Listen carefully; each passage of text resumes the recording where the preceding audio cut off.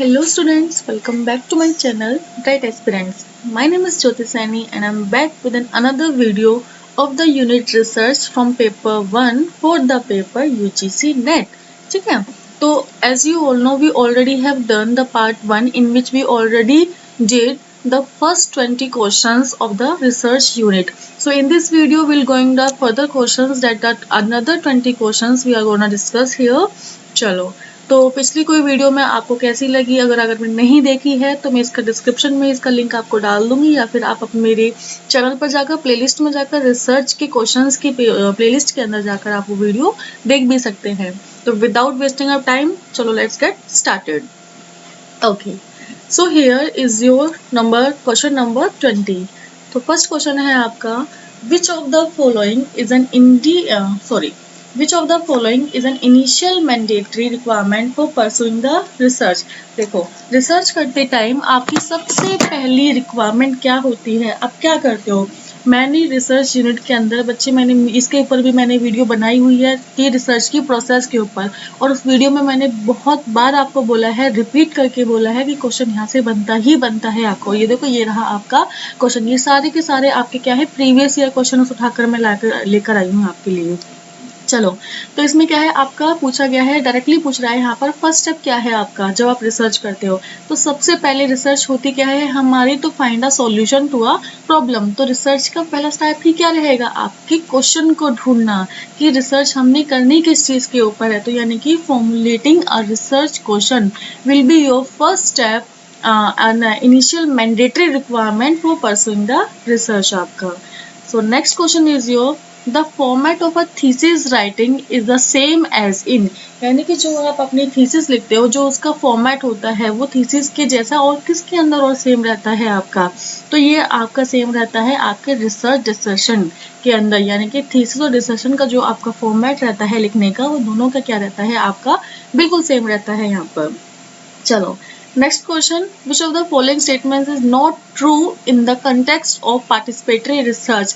ये चीज ध्यान रखना, जो ये वर्ड होता है ना नोट, यहाँ पर ये बच्चे भूल जाते हैं जल्दी जल्दी में. हम बस क्वेश्चन को रीड करने में इतनी जल्दी दिखाते हैं कि वो भूल ही जाते हैं कि वो क्वेश्चन में एटलीस्ट पूछ क्या रहा है. यहाँ पर उसने पूछा है नॉट ट्रू, क्या सही नहीं है आपका पार्टिसिपेटरी रिसर्च के अकॉर्डिंग. तो पार्टिसिपेटरी रिसर्च आपका पहला दिया हुआ है यहाँ पर, it recognises knowledge as power.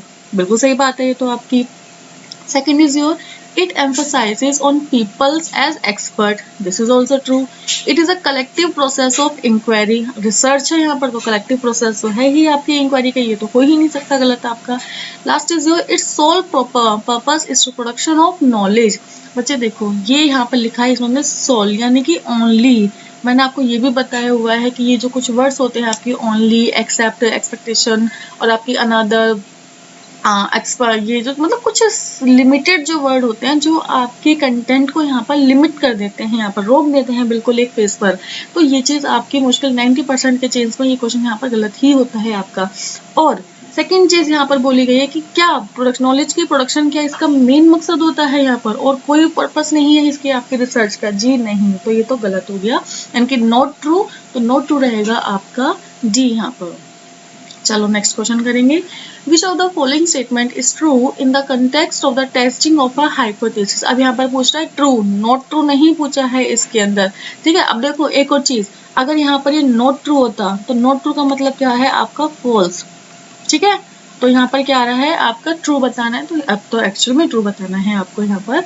It is only the alternative hypothesis that can be tested. ये चीज भी मैंने आपको अपनी वीडियो के अंदर बताई हुई है कि कौन से हाइपोथेसिस को आप हमेशा टेस्ट करते हो.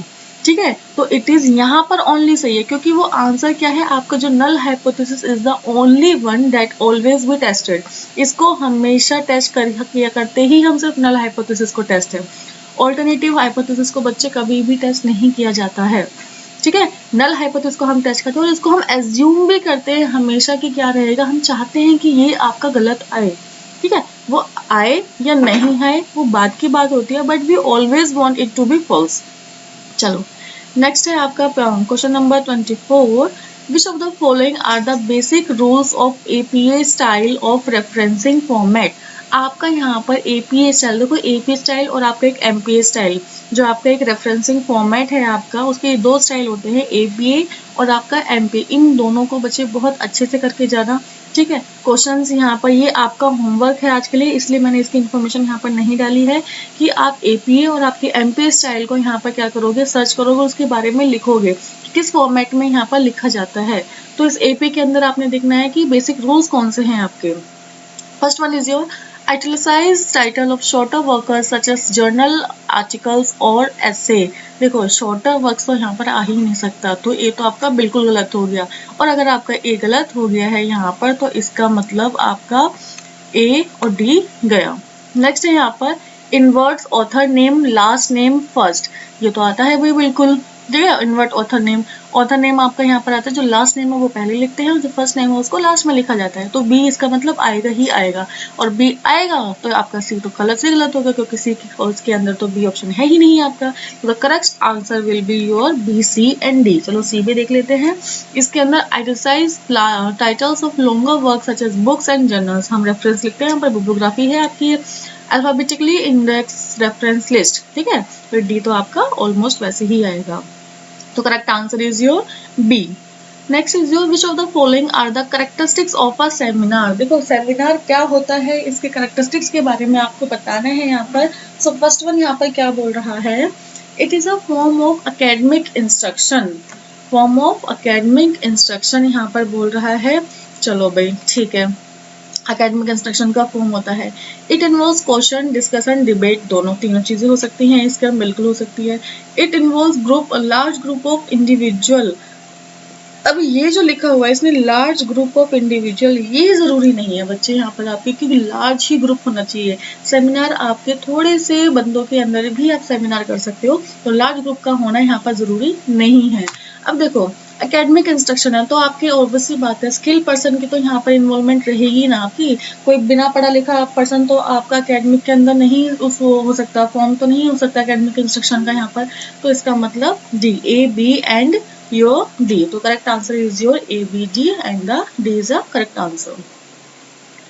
A researcher is interested in studying the prospectus of a particular political party in an urban area. What tool should he prefer for the study? अब देखो यहाँ पर कहाँ इसने करना है प्रोस्पेक्टिव पॉलिटिकल पार्टी का, अर्बन एरिया में। तो सबसे अच्छा टूल आपकी स्टडी का कौन सा रहेगा, देखो अर्बन एरिया के जो लोग होते हैं वो अच्छे खासे पढ़े लिखे लोग होते हैं आपके, तो वहाँ पर क्या कर सकते हो आप, क्वेश्चनर को यहाँ पर फॉलो किया जा सकता है। उनसे क्वेश्चन पूछो, वो उसका जवाब देंगे आपको, आप इसको रिटर्न और दोनों तरीके से यहाँ पर कर सकते हो। बट रिटर्न के चांसेस आपके रूरल एरिया होता तो वहाँ पर आपके खत्म हो जाते, वहाँ पर आप लेते इंटरव्यू, क्योंकि वहां पर वो लोग they can only speak, it is not compulsory that they will be able to write और they will be able to उसका क्वेश्चन का जवाब समझ पाए और उसी वे में उसका जवाब दे पाए यहाँ पर, ठीक है। चलो next is your 29 ethical norms in research do not involve guidelines for. अब देखो एथिकल नॉर्म्स यानी कि कौन से एथिकल नॉर्म्स आपके रिसर्च के अंदर जिसके बारे में गाइडलाइन यहाँ पर नहीं दी हुई है, वो है आपके थीसिस फॉर्मेट, क्योंकि आपका जो कंटेंट होगा उसका copyright, patent, data sharing policy, सब चीज़ों के बारे में यहाँ पर नॉर्म्स बने हुए हैं आपके कि कैसे करना है, क्योंकि ऐसा कोई आप कंटेंट नहीं ले सकते जिस पर कॉपीराइट या फिर जिसका पेटेंट लिया हुआ है या फिर डेटा शेयरिंग पॉलिसी को आप यहाँ पर उसका अगेंस्ट जाकर यहाँ पर अपनी चीज़ें कर रहे हो। तो ये चीज़ें साफ साफ उसके अंदर लिखी हुई है कि you don't have any right to follow this kind of rules, कि you can't go against this. चलो next is your question number 30। Consider the argument given below. Pre-employment testing of teachers is quite fair because doctors, architects and engineers who are now employed had to face such a testing. अब देखो यहाँ पर क्या है आपके employment testing of teachers, क्या कर रहे हैं हम यहाँ पर पेयर किसके साथ कंपेयर। अब देखो यहाँ पर क्या हो रहा है आपका कंपैरिजन हो रहा है इस तरीके से, और कंपैरिजन का मतलब भी क्या होता है आपका एनालॉजिकल, एनालॉजिकल का मतलब भी आपका यहाँ पर कंपैरिजन होता है। तो correct answer is your here analogical. Next answer is your a definition that has a meaning that is deliberately assigned to some symbol is called. यानी कि जो डेफिनेशन आपकी मीनिंग डेलिबरेटली उसकी मीनिंग को असाइन करते हैं किसी सिंबल के साथ, उसको बोलते हो यहाँ पर बच्चे स्टिपुलेटिव, ठीक है। एंड अब जो P/Q करने का तरीका मैं आपको बताती हूँ। अब आपने यहाँ पर क्या करना है, लेक्सिकल, प्रिसाइजिंग, परसुएशन, ये सब क्या होता है, इनके बारे में आपने रिसर्च करनी है। चाहे आप 4 लाइन ही लिखो, बट इनको लिखोगे अपने नोट्स के अंदर कि क्या होते हैं आपके। चलो, next is your question number 32। A cluster of propositions with a structure that exhibit some inferences is called. भाई ऐसे क्लस्टर मतलब क्या होता है, आपका ग्रुप, ऐसी प्रपोजिशंस का आपका ग्रुप जो क्या है, एक स्ट्रक्चर में आपको कुछ इन्फ्रेंसेस तक लेकर जाते हैं, उनको आप क्या बोलते हो यहाँ पर, एन आर्ग्यूमेंट। अब देखो यहाँ पर एक वैलिड आर्ग्यूमेंट क्यों नहीं है, क्योंकि वो आपके जो इन्फ्रेंस हैं, ये जो इन्फ्रेंसेस ये आपके ट्रू भी हो सकते हो या आपके फॉल्स भी हो सकते हैं, ठीक है। तो आप इसको वैलिड आर्गुमेंट नहीं दे सकते हो। यहाँ पर सिर्फ उसने एक इन्फ्रेंस यानी कि एक नतीजे पर आपको लेकर गए हैं, और नतीजे पर और प्रपोजिशंस के ग्रुप को आप बोलते हो आर्ग्यूमेंट, सिंपल। तो इसलिए सिर्फ एक an argument, not a valid argument, क्योंकि inference could be your true और your false. Okay, next is your page number क्या बोल रही हूँ मैं, क्वेश्चन नंबर 33। चलो, which of the following statement regarding the meaning of research are correct. Correct research की मतलब कोई रिसर्च के अकॉर्डिंग रिगार्डिंग उसके कौन से यहाँ पर चीजें करेक्ट है यहाँ पर। चलो देखते हैं क्या करके।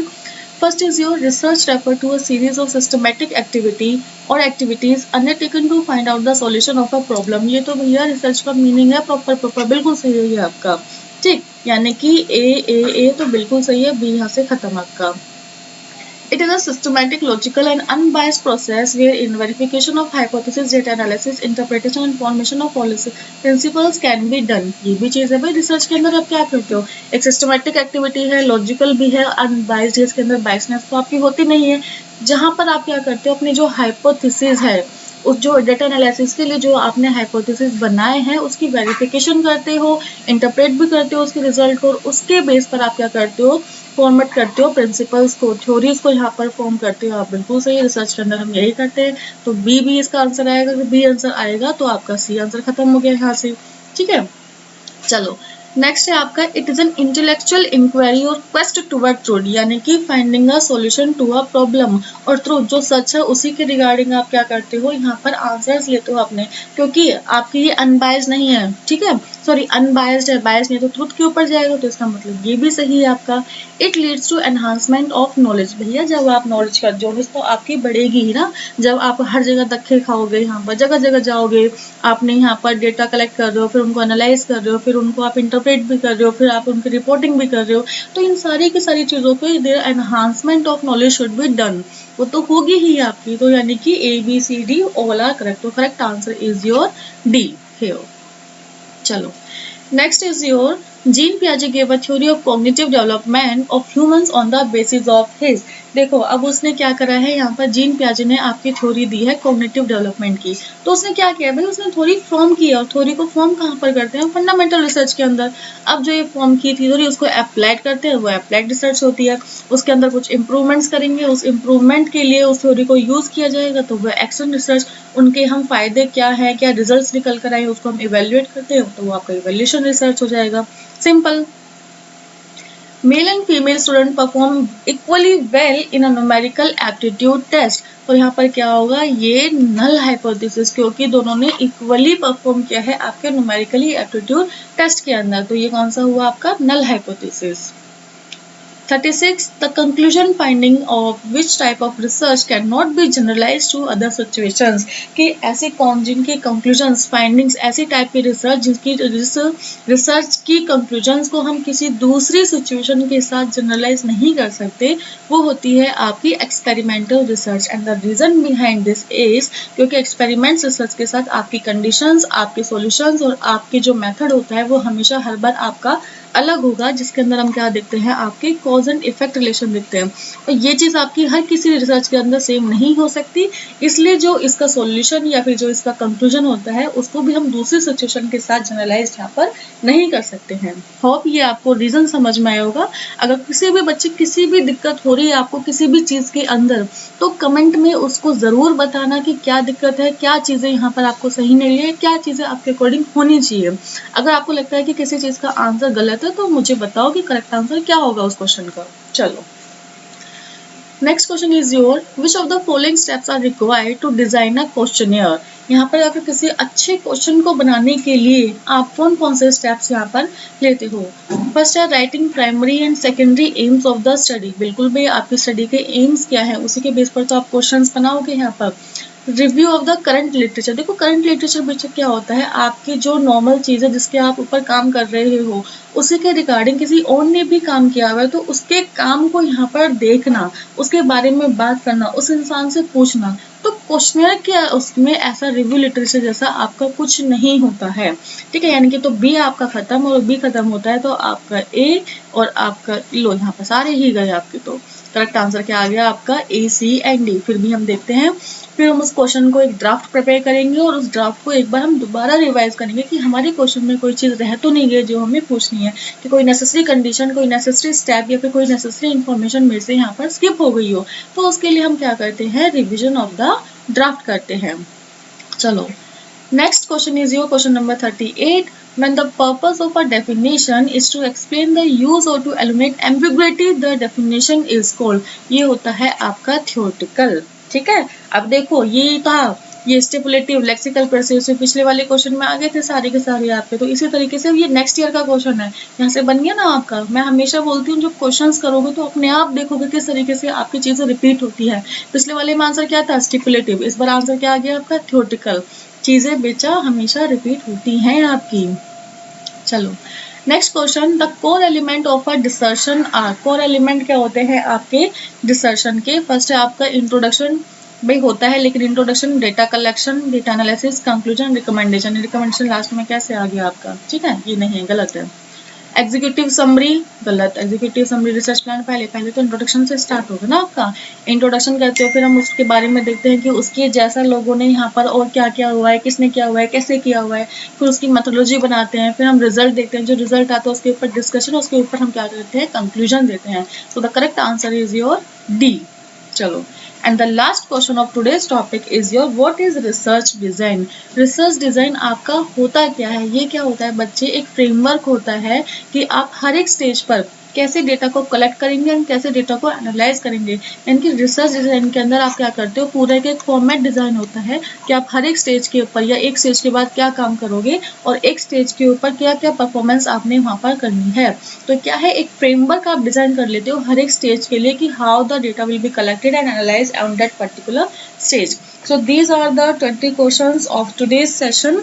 Hope it is very much clear to all you. और आपको क्वेश्चंस यहाँ पर मेरे अच्छे लग भी रहेंगे क्योंकि सारे के सारे बच्चे all are of your PYQs, सारे आपकी PYQs है। यहाँ पर इसी तरीके के क्वेश्चन आते हैं और इसी तरीके से मैंने आपको बताया है कैसे सॉल्व करना है, कैसे टॉपिक है, कैसे चीज़ों के ऊपर आपने रिसर्च करनी है। और ऐसे ही बने रहिए वीडियो के साथ। अगर आपको ये वीडियो मेरी अच्छी लगती है तो then don't forget to like, comment and share my channel bright aspirants. Will be back soon with another 20 questions of research. तब तक till then goodbye and take care.